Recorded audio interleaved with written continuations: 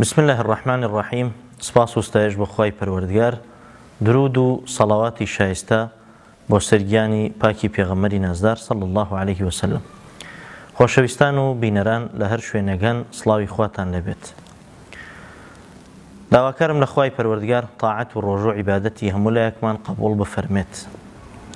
لە مانگی پیرۆزی ڕەمەزاندا نەفەحات و ڕەحەماتی خۆی زیاتر بڕژێنێ بەسەر دڵ و ماڵ و دەروونماندا. تەوەرێک لە خزمەتان ئاواز دەکەم کە باسی بنیادنانی عەقڵ و ژیریە. گومانی تێدا نییە کە خوا جەل جەلالوه ئێمەی مرۆڤی جیا کردووەتەوە لەسەر جەم دروستکراوەکانی خۆی بەبوونی عەقڵ و ژیری.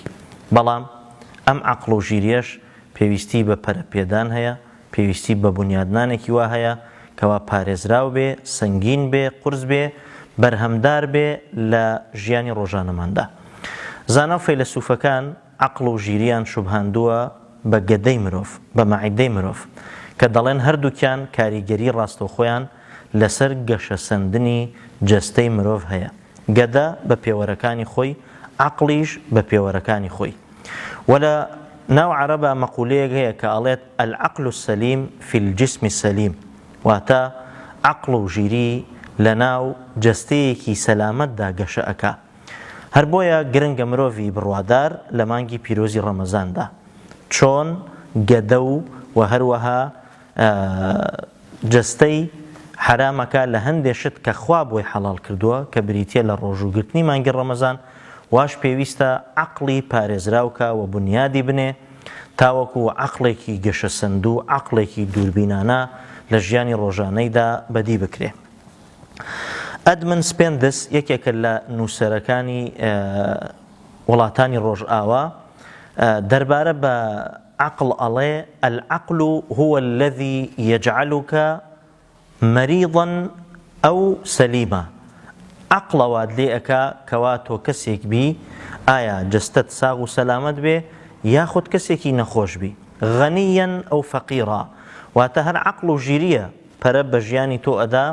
ئەگەر بیخەیتە گەڕ، ئەگەر پلانت هەبێ بۆی، بێگومان بەرەو دەوڵەمەندیت ئەبا کە بە عاقیبەت خێریەوە بێ باشترە، یاخود خوا پەنابا ئەگەر عەقڵت پەرە پێ نەدەیت و پلانت نەبێ بۆ ژیانی ڕۆژانەت و ئێستا و ئایندەت، ئەو عەقڵەشەوە لێ ئەکا کەوا چەقبەستوو ئەبێ و دۆگما ئەبێ و لە طەبەقەی چینی هەژار و فەقیرە ئەمێنیتەوە و پەرەپێدان و برەودان لە ژیان تا زۆر بەکەمی بەدی ئەکرێ. خواردنەوەی عارەق گەورەترین گوناهی گەورەیە لە شەریعەتی بەرزی پیرۆزی ئیسلامدا. بۆچی؟ چونکە تەغتیەی هەموو ژیری و پەرەپێدان و بەرەوپێشچوونێکی مرۆڤەکانە بات و سەیطرە بەسەر بیر و هۆش و ئەندێژەی مرۆڤەکاندا ئەکات. هەر بۆیە پێغەمبەر صلی الله عليه وسلم فەرموویەتی وریابن، بێدار بن، نزیکی خواردنەوەی عارەق مەکەونەوە، چونکە الخەبائیثە، واتە دایکی هەموو خراپەکاریەکانە، دایکی هەموو تاوانەکانە. خوا پەنابە مرۆڤ ئەگەر عەقڵی لەدەستدا معەڕەزە ڕوبەڕووی قەتڵ و کوشتار ببێتەوە، واتە خەڵک بکوژێ. معەڕەزە بۆ ئەوەی خوا پەنابە زینا بکە و تووشی خراپەکاری ببێ. معەڕەزە بۆ ئەوەی کەوا خەڵکی تووشی عەزیەت و ئازار بکە، بۆ چونکە ئەو نیعمەتە گەورەی کە خوا پێی بەخشیوە بە دەستی خۆی دەستی بەسەرا گرتووە و لە دەستیشی داوە. ئێمە چۆن بتوانین بنیادی عەقڵمان بنین بەڕێزان؟ ئەگەر بمانەوێ عەقڵێکی هۆشمەند، عەقڵێکی هۆشیارمان هەبێت، چۆن بتوانین ئەم عەقڵەمان، ئەم ژیریەمان پەرە پێ بدەین؟ سێ بنەما هەیە بۆ پەرەبێدان و بنیادنانی عەقڵ و ژیری مرۆڤ. یەکێک لەوانە عەقڵمان داخین بەڕووی ئەو شتانەی کە زیانمان پێ ئەگەێنن، کە لە زمانی ئینگلیزیە پێی دەوترێ ماین بلۆک.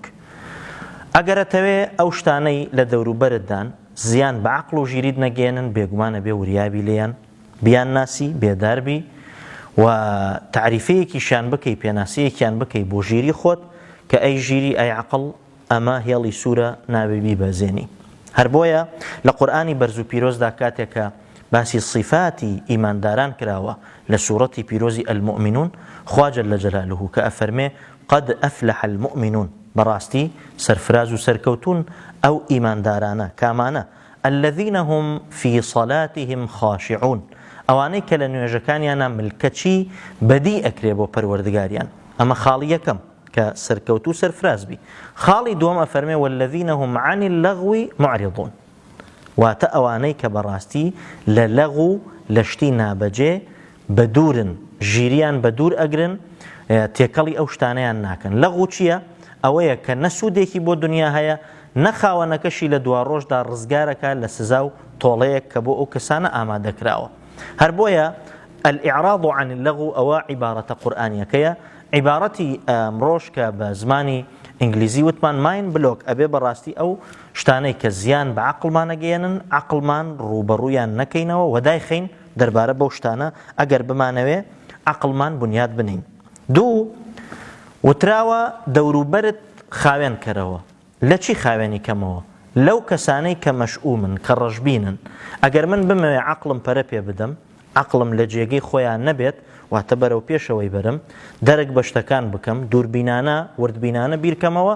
نەظف محیطەک، ئەوانەی کە بە ڕەشبینانە هەمیشە بیر ئەکەنەوە نەیانەوێت تۆ بەرەو پێشەوە بچی، ئەوانە لە خۆت دوورخەوە، بە جۆرێک لە جۆرەکان، بە ئالەتێک لە ئالەتەکان لە خۆتی دوورخەوە. ئێستا کەسی وامانەیە خەریکی لە بەرکاری و لە بەرکردنی قورئانی پیرۆزە. کەسێک لەوە چێ زۆر ڕەفیقێکی خۆشەویستیشی بێ، پێ ئەڵێ کاکە خەریکی چیدەوە؟ یان کەسێک ئەم مانگی ڕەمەزانە دەستی کردو بە باڵاپۆشی، ئەڵێ چۆن ئەمە تۆ خۆت تووشی ئەم ناڕەحەتیە کردووە؟ لە کاتێکدا کەسێکی تریشمانەیە خەریکی تیجارەت و بازرگانیەکی حەڵاڵە، لەولاوە ئەو خۆی ناتوانێت هەستێ بم بازرگانی. ئێ لە دەوروبەری تۆدا وەگەڵێ مقۆمقۆیەک دروزەکە، قیل و قالە و قسە و قسەڵۆکێک دروزەکە بۆی تۆ سارد کاتەوە. ئەو عەقڵە تیجاریەی کە خوا جەل جەلالوهو بە تۆی بەخشیوە، ئەوێ هەردای ڕمێنێ، نەیهێڵێ، چجای ئەوەی یارمەتیت بدا پەرەی پێ بدا.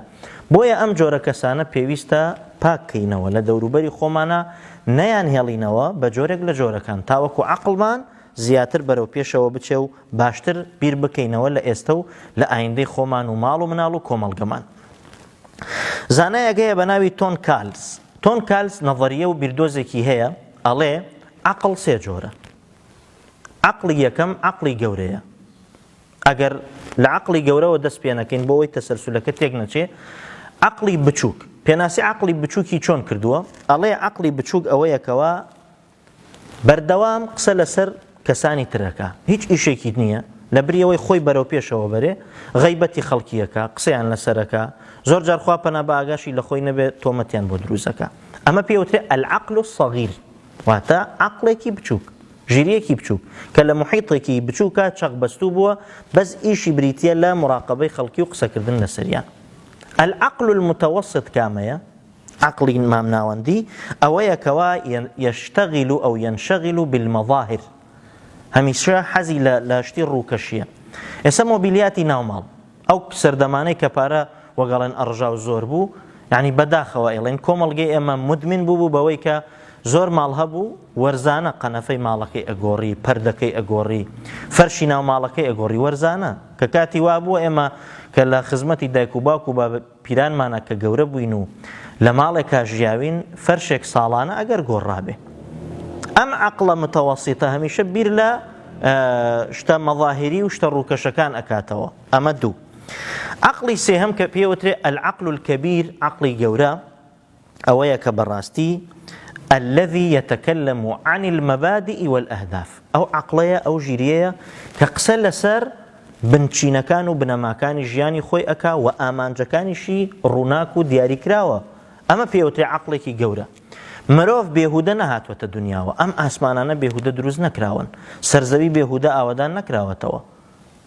خوا جەل جەلالوهو مرۆڤی بێهودە بە ناوی خەلیفەت الله علی الأرض ناو نەبردووە، کەواتە عەقڵی گەورە ئەبێ بیر لە ئایندە کاتەوە و بیر لە داهاتووی خۆی، منداڵی، خێزانی، میلەتی، بزانێ بەرەو چ ئاقارێ ئەڕۆن، ئامانجەکەشی دیاری بێ، ئامانجی سەرەکیمان بریتێ لە ڕەزامەندی خوا، ئامانجی دنیاویشمانەوەیە خەڵکی دەربهێنین لە تاریکاییەوە بەرەو ڕووناکی ئاینی بەرزی پیرۆزی ئیسلام.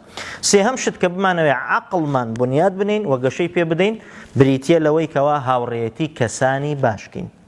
بزانە هاوڕێت کێیە؟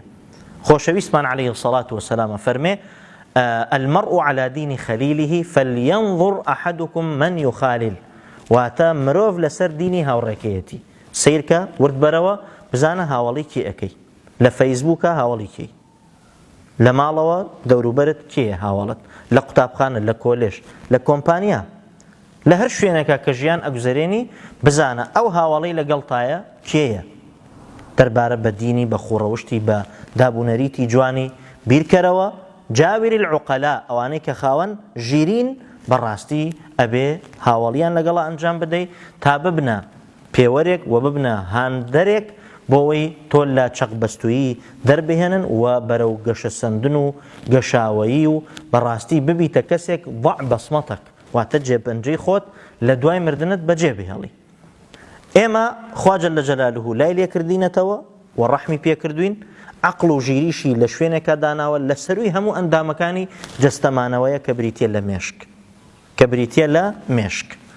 بۆیە ئەمە هەر خۆی خودی خۆی کە عەقڵمان لە سەروی هەموو ئەندامەکانی جەستەمانەوەیە خۆی بۆ خۆی جێگەی ڕێز لێگرتنە کەواتە بێ عەقڵ ڕێزی لێ بگری بەوەی کەوا بیپارێزی لە هەموو ئەو ڤایرۆس و دەردانەی کە لە ڕۆژگاری ئەمڕۆدا ئایا مەلموسن هەست پێکراون یان معنەوین نادیارن عەقڵمان بپارێزین. بەو هیوایە خوای پەروەردگار عەقڵمان سەلامەت کە لە هەموو ژەنگوژارێکی تاوان لە هەموو خراپەکاریەک لە هەموو ڤایرۆسێک دیار و نادیار خۆمان و ماڵ و منداڵ و کۆمەڵگەمان ببەخشێ و بپۆشێ و یارمەتی دەرمان بێتاوەکو بتوانین خاوەن عەقڵێکی سەلیم و سەلامەت بین خزمەت بە دینەکەی و بە پەیامەکەی و بە نیشتیمانمان بکەین. اللهم ئامین.